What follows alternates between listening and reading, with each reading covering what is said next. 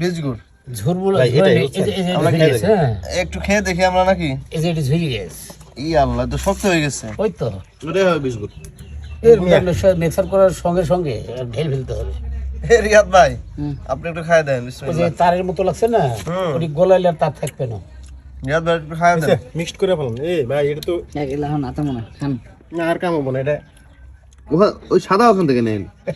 দেন খান তুমি ভাই ওই তার কাটা নিজের তো বীজ দেয়া এখন কি পুরাটা আপনি ডলে ডলে করতে হবে?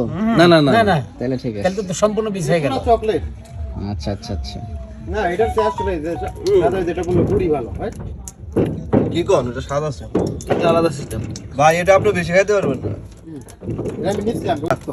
সম্পূর্ণ কেমিক্যাল মুক্ত যারা খেজুরের গুড় নিতে চান তারা আমাদের সাথে যোগাযোগ করবেন ওকে আর খেজুরের মানে একদম পিওর যে খেজুরের গুড়টা সেটা কালার কিন্তু আপনার মন মতো হবে না আমরা কিন্তু বারবার আপনাদেরকে বলে থাকি চকচক করলে শোনা হয় না সুতরাং কিছুটা কালচে বর্ণর হবে এবং টেস্ট এবং গ্রান আমাদের খেজুরের গুড় আপনাদের বাসায় খোলাভাবে রেখে দিলে তখনই বুঝতে পারবেন যে কি পরিমাণ গ্রান আপনার রুমটাকে মোমো করে তুলবে আর কি ধন্যবাদ সকলকে আর কালারটা দেখুন কি সুন্দর ভালো থাকবেন সুস্থ থাকবেন আর প্রয়োজন হলে আমাদের কাছে ইনবক্স করবেন ধন্যবাদ সকলকে